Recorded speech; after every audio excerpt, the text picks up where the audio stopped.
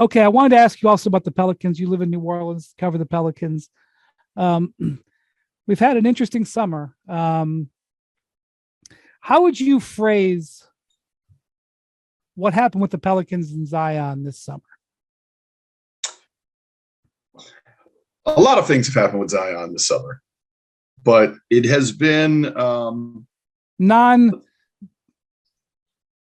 female companion division. As Zion. far as the actual basketball, there was one, I think, kind of maybe somewhat significant move in just what they have done with Z is when the Pels decided to get rid of Teresa Weatherspoon, who was Zion's kind of PD coach the last few years, and I think it had nothing to do with relationships or how her relationship with Z and how they were developing or anything like that. It was just more of a staff and personnel issue where Willie Green, who when Willie Green was brought in, remember he was brought in right after Stan Van Gundy was here for 1 year in New Orleans. And a lot of that staff ended up just staying the same. So when Willie really started, I think he was maybe only able to bring in one or two guys of his own to be on the staff. I think a lot of we're still kind of holdovers, and I think this is just kind of a natural progression in him, being able to get more people on the staff. I'll just say what it is. When he was hired, his reputation as a head coach was not established. He was sort of I don't want to say weak, because you would never call Willie weak, but he didn't possess, extraordinary leverage, and therefore did not have as much control over his staff. And this is not unique to New Orleans. And after doing a pretty good job the first 2 years, Willie has established himself and frankly is a stronger positional, he's got more say and more strength, and he has more leverage, and he's getting to call more shots on who's on his staff. And I presume that he was ready to make a change in that regard. I think that's the way to put it. Am I off base? And there's been a few more chances, but they brought in James Borrego this year, which is kind of a big move for them. And Borrego actually has a very good relationship with Willie. He was an assistant coach the 1 year Willie Green was in New Orleans. Then he was an assistant coach in Orlando, where Willie Green spent his final year, and actually was, I think, playing a 34, 35-year-old Willie Green down the stretch when he took over as the interim coach in Orlando because of how much he trusted Willie. So now Borrego's kind of in to run the offense a little bit here for the Pels this year.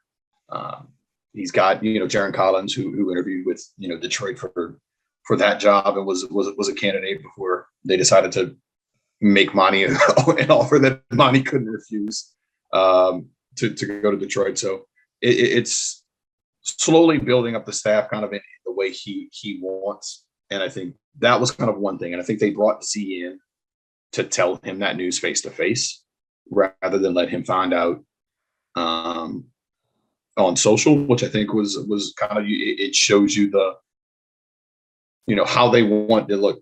This is something that we know means something to you. We don't want that to be something you find out on social or something you find out from somebody else. So they brought him in for that. He has been at the facility more than what he has been in the past. And that's somewhat of a byproduct of before when he has been in New Orleans in the summer, he works out on his own. That's just how he has done stuff. Sometimes he'll go spend a month or something before the season elsewhere. And he's been around just a little bit more. I think he just got to Vegas yesterday. So yeah, pretty sure he got to Vegas on Monday night. So he has, it's still going to be a lot about getting him right. They've also made a change and this is not necessarily exactly have to do just with Zion, but they have made a change in their training staff. Aaron Nelson, who was much heralded when they brought him over from Phoenix, is now shifting to a different role. He's going to be not around as much. So they're going to take a different approach with some of the training stuff. And that was something that David Griffin talked about at the end of the year. They had to look at a lot of different things with how they were doing stuff. It wasn't just a Brandon Ingram issue. It wasn't just a Zion Williamson issue, but it is a lot still going on. And I think Z kind of made like a little pop-up surprise appearance on I think it was Gilbert Arenas' podcast on Monday night. He talked about he's working now. Yeah, what do you think about that? I thought it was interesting that they got him to sit down for 10 minutes and talk about the diet and the training stuff. And Z said, look, I'm a hooper. This is what I want to do. I'm not the guy who's out here trying. I'm not trying to intentionally miss games. I am hurt. But what are you doing to fix that? And he talked about the flexibility stuff, and he talked about the blueprint that LeBron has given about the flexibility in the band work and doing all that kind of stuff. And I thought he was very candid with the diet stuff. About he mentioned you feel like you have this invincibility trait of like I'm nothing can stop me. I'm 19, I'm 20, I can do whatever I want, I can eat whatever I want. And he said when you're that age and you have all the money in the world, it's hard. And I think he has had to deal with that. And I do think, right now I'm very interested to see if what has happened this summer from the off the court perspective is going to have a major effect on him on the court in a positive fashion, whereas it's going to make him lock in a little more, responding to the kind of the embarrassing nature of what has happened,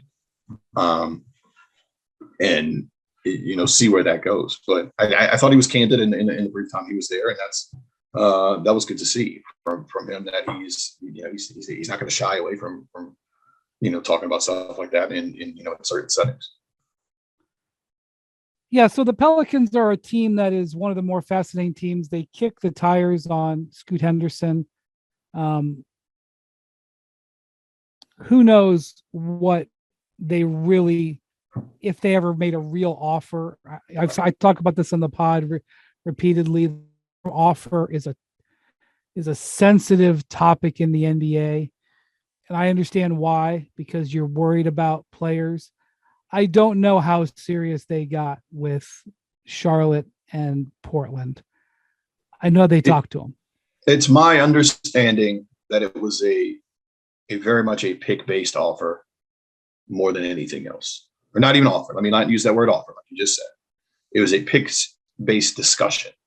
The Pelicans have all of their own picks, for the next 7 years. They have the Lakers deferment pick that they could defer to 2025. There's a couple of unprotected Milwaukee Bucks picks. And it was, if you want that, we can have the discussions. And it didn't go much further, but it was mostly pick-based.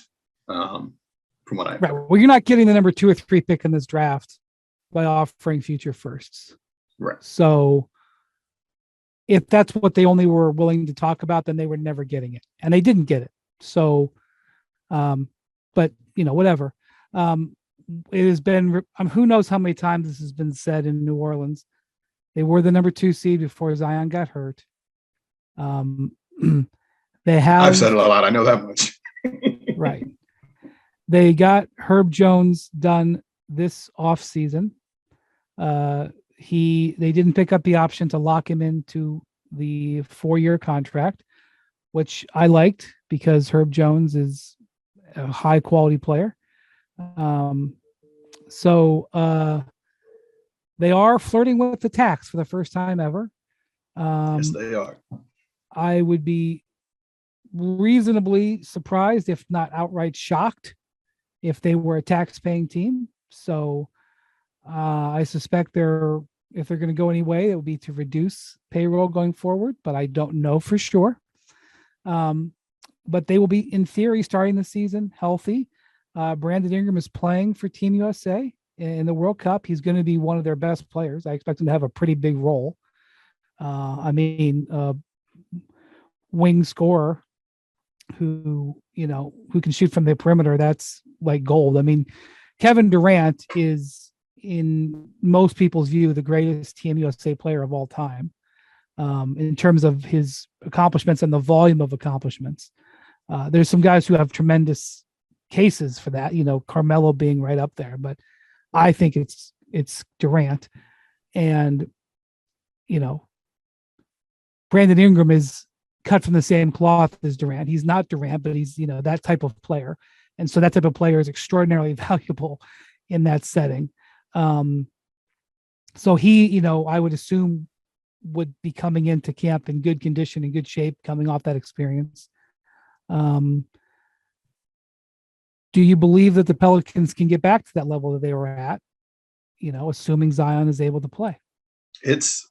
I do. And it's still just a lot about health. And I think everything comes down to health. They traded for CJ McCollum, 18 months ago or whatever it is now. And in that half of season and then all of last year, he has played in 10 games with Zion Williamson and Brandon Ingram. Obviously, Z missed I know you've said that stat several times, but it still halts you. 172 minutes, 10 games, plus 60 in those 172 minutes. Again, small sample size theater for what they've actually been on. But the fact that it's been 10 games since, February 2022 is kind of alarming. It's always about health with this team, and it has been, and it will continue to be about health. If they are healthy, if this is a healthy team, then yeah, I do feel like they can compete. I mean, they had a stretch there in December, and even during that stretch in December when it was like a 4 or 5 game stretch where they beat Denver here in New Orleans. Then they had the 2 Phoenix games. That was one of the ones where with the Zion windmill at the end of the game against Phoenix, and he made the comment about they eliminated my team. I felt some kind of way, and they flirted with being first in the West at that point. But Brandon wasn't even playing in those games. Brandon had hurt his toe the end of November. In December might have been the best I'd seen this team look. You had Trey Trey Murphy in the starting lineup. He was shooting great. And I think there's just, if you can figure out the health situation, you can take a step. I know one of the things that Griff has talked about, David Griffin, is getting some rim protection for this team, for a team that was still 6th or 7th in defense last year. They still finished pretty high. The reason they were able to even mildly stay afloat was because they defended, and that's really, that's because they have, good perimeter defenders, and that's also because Willie Green is a coach that has high standards, and that, it can help carry the day even when they've been decimated by injuries. Yeah, I think one of the reasons why they actually, we talk about the Zion injury. Another injury that hurt them down the stretch. I talk about, he wasn't he wasn't 100% down the stretch of the season, but they missed Jose Alvarado a lot in the last month and a half of the year. They missed Jose a lot, and I remember we went up to, spoke briefly with Jose in Vegas, and he's like, "Look, I'm back. He was hyped, and I think talk about another guy who's going to have a big role in World Cup. Jose is going to be there with Puerto Rico, and I think he's going to come into the season, feeling pretty good and feeling, that he's got to make up a little bit for lost time, not being there last month and a half of the season or whatever it was. But I think what you see is the health is there. You see the vision, and Griff has talked about rim protection, but so if they could still maybe try to do a deal, and I think the easiest route to that is some sort of JV or Kyra Lewis combination. That's really the only thing that kind of gets you to, I guess, maybe the money that you would like to be at, and then still being able to stay below the tax if you're going to stay below the tax once the season starts. So I thought they would make more moves this offseason. I didn't think they would essentially just try to run it back. All they've really done is replace, Josh Richardson leaves. You replace him with Jordan Hawkins, your number 14 pick. You let Jackson Hayes and Willie Hernan-Gomez walk.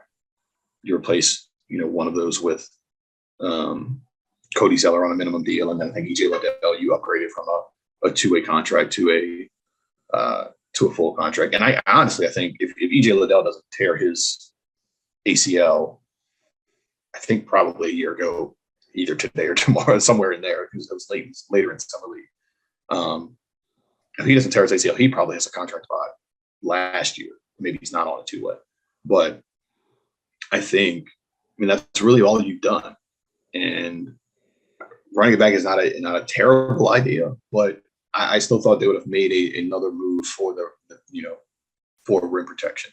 But I mean, if you can just keep guys from getting to the rim, then maybe, which was part of what their defensive scheme was, and just try to, force guys away. We'll see what works. But I was a little surprised they haven't done that move. I think they were maybe kind of still taking some phone calls. I'll try to see if something can work there. Thanks for watching ESPN on YouTube. For live streaming sports and premium content, subscribe to ESPN+.